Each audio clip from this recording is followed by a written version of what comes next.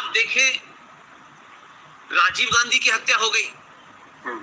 फिर आप देखें कि जो दो पोटेंशियल कैंडिडेट थे भारत में, राजेश पायलट वो भारत का गृह मंत्री था, वो जयपुर के रास्ते में उनकी कार टकरा जाती है, उनकी हत्या हो जाती है।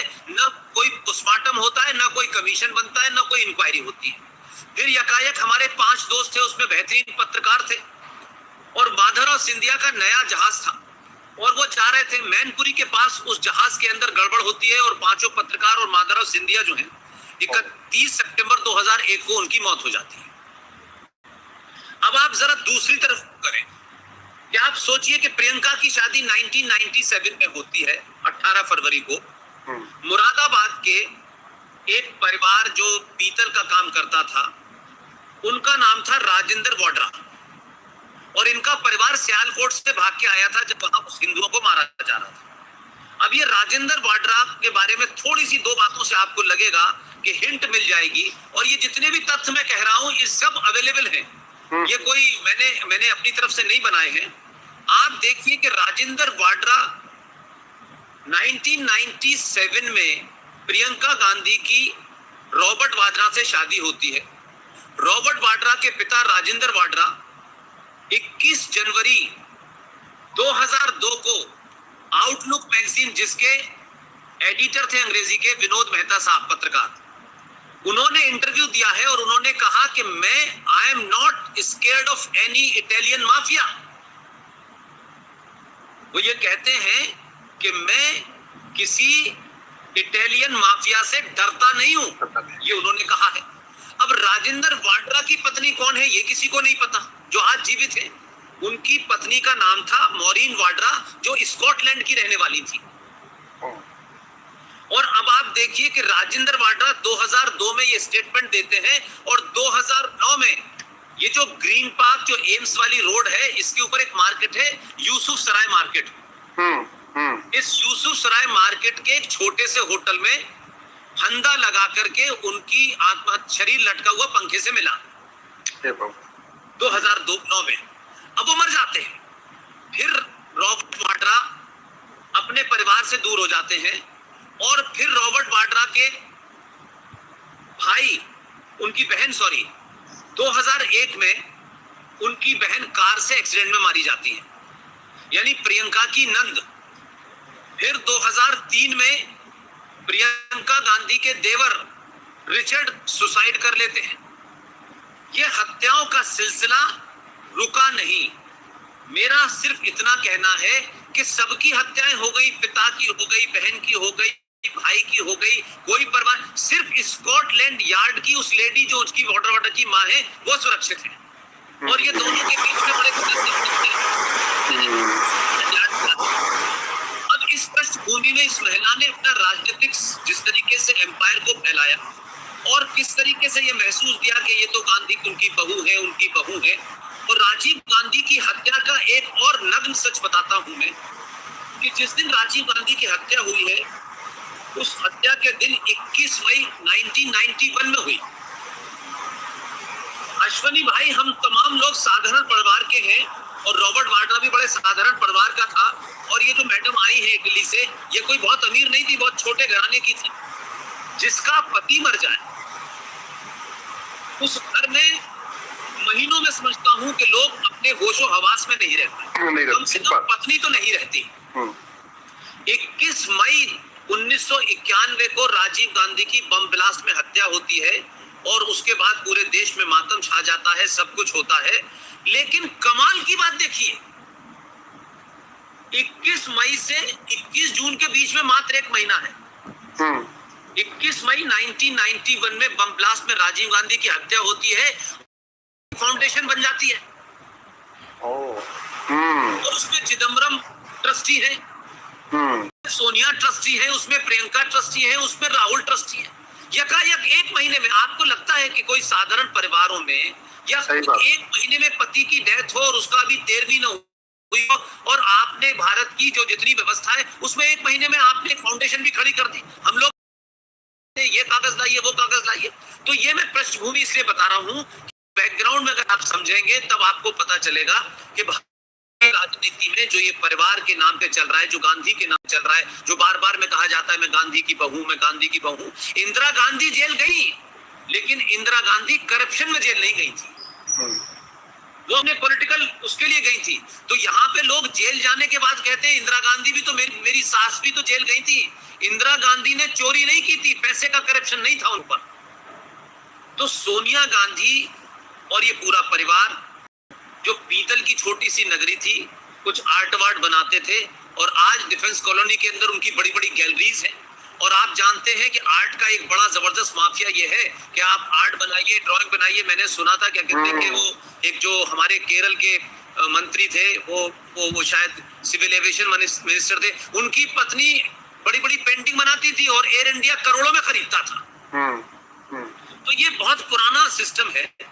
अब रही बात जो आपने कहा कि खासतौर से बहुत सारे लीडर्स की बात है, महाराष्ट्र में भी कई ऐसे लीडर हैं जो कांग्रेस में थे, बाद में चले गए, वो भी दलदल में फंसे हुए हैं और बहुत खुले घूम रहे हैं। लेकिन सवाल यह है कि आखिर इस परिवार के बारे में सवाल उठाने वाले लोग क्यों गायब होते रहे हैं? क्यों भारत की व्यवस्था डरती है? क्यों भारत का जुडिशरी डरता है? क्यों भारत की संसद डरती है कि जब भी कोई बात आती है तो यकायक इधर उधर की बातें होने लगती हैं और इतना हंगामा क्रिएट कर दिया जाता है कि जो एजेंसीज होती है वो बड़ा डर डर के सवाल करती है। मेरा मानना यह है कि ये एक, अगर आप परंपरा देखें कांग्रेस पार्टी की, तो जब जवाहरलाल नेहरू प्रधानमंत्री वो इस तरह से बने कि आपको याद है कि पटेल साहब को 12 वोट मिले थे और उनको वोट नहीं मिला था। तो गांधी जी ने मिलकर के पटेल को प्रधानमंत्री नहीं बनाया, क्योंकि अंग्रेजों से पहले तय हो चुका था कि भाई ट्रांसफर ऑफ पावर में हमें से प्रधानमंत्री बनाना है। तो झूठ से, मक्कारी से, फरेब से जवाहरलाल नेहरू 1946 प्रधानमंत्री बने। और जब चुनाव हुआ तो इस परिवार का आदमी जब प्रधानमंत्री बना, जब इसने एक बहुत बड़े राष्ट्रवादी राष्ट्रीय फिगर की हत्या की, तो इन्होंने 1946 में पटेल की पॉलिटिकल हत्या की, उसके बाद प्रधानमंत्री बने। और जब चुन के आए तो प्रधानमंत्री बने, उससे पहले सुभाष चंद्र बोस को समाप्त कर दिया इन्होंने। जो सुभाष चंद्र बोस 1943 में देश को आजाद की बात करता है और घोषणा करके प्रधानमंत्री बनता है, रेवेन्यू टिकट चलाता है, बैंक खोलता है, सब करता है, वो जब सीन से हट गए तो प्रधानमंत्री जवाहरलाल नेहरू बने। और फिर जवाहरलाल नेहरू जब बने तो फिर उसके बाद इंदिरा गांधी को बनाना था।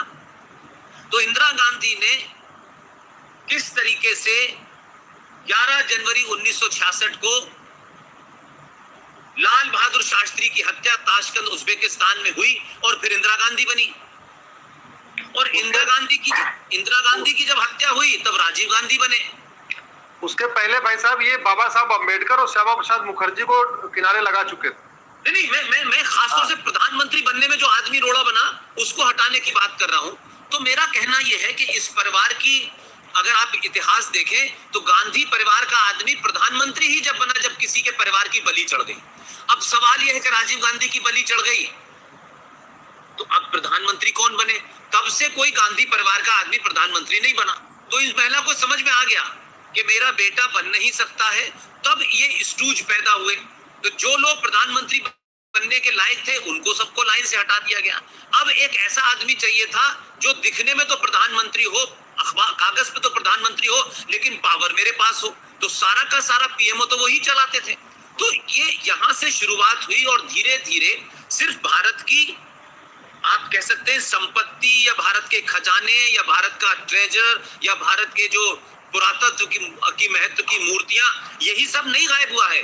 इस सब गायब करने के लिए जो पूरा सिस्टम क्रिएट किया गया था, भारत के जो जिसे कहते हैं चाटुकार, स्वार्थी, मक्कार नेताओं का एक जाल बिछाया गया। और जितने भी हार्डकोर पुराने कांग्रेसी थे जो भारत की वैल्यू से जुड़े हुए थे, ऐसा नहीं था कि कांग्रेस में राष्ट्रवादी लोग नहीं थे, बड़े राष्ट्रवादी लोग थे, चाहे साठे साहब हो, चाहे गाडगिल साहब हो, लेकिन ऐसे तमाम लोगों को हटा करके जो चाटुकार और दलाल जिसे कह सकते हैं, जो पिंप कह सकते हैं, जो पॉलिटिकल पिंप होते हैं, उनको लाके रखा। वो कोई क्रिकेट में भी एक आदमी था, उसको भी लाके रखा, जिनका कोई लेना देना नहीं था। और फिर उसको कंट्रोल करना आसान हो गया, क्योंकि ये जितने भी इस वक्त हैं ये बेपेंदी के लोटे हैं कांग्रेस के अंदर। किसी के अंदर भी जो रीढ़ की हड्डी नहीं है जो बात कह सके, तो इन सबको रखा और कांग्रेस चलाई। प्रणब मुखर्जी आखिर में प्रधानमंत्री बनने वाले थे तो उनको भी हटाया किसी तरीके से रास्ते से। तो एक ऐसी कांग्रेस क्रिएट कर दी कि वो कांग्रेस सिर्फ इनके टुकड़ों पे पले और अपनी आवाज बंद रखे, और वो एक लंबी ढांचा हो गया। अब ये तमाम शुरू हुआ। अब उसके बाद आपने देखा कि कॉमनवेल्थ का मामला आया, तो उसमें क्या हुआ, वो सब लोग स्टूज पाले गए थे और सबके मुंह बंद करे गए। इसी तरीके से रॉबर्ट वाड्रा आगे आए और फिर उनको कैसे सरकारों ने मदद की, और ये जो अर्बन डेवलपमेंट मिनिस्ट्री के तहत उनको क्या क्या दिया गया और उन परिवार में किसको शामिल किया गया। तो इन सब पर बैकग्राउंड में अगर आप देखेंगे तो ये परिवार ने इस देश को राजनीतिक तौर पे, बल्कि इस देश की जो जो जो जो जो सिक्योरिटी एप्रेस था उसको भी छिन्न भिन्न कर दिया। इसी तरह वो 26/11 हुआ, उसमें आप सबको पता है वो पूरी चीजें खुल के आ गई। मैं ये कहना चाहता हूं कि इतने लंबे समय तक सत्ता पर रहने से जो भारतीय थे, जो राष्ट्रवादी थे, उनको बहुत ज्यादा पता नहीं था, क्योंकि वो सत्ता के कभी आसपास नहीं रहे।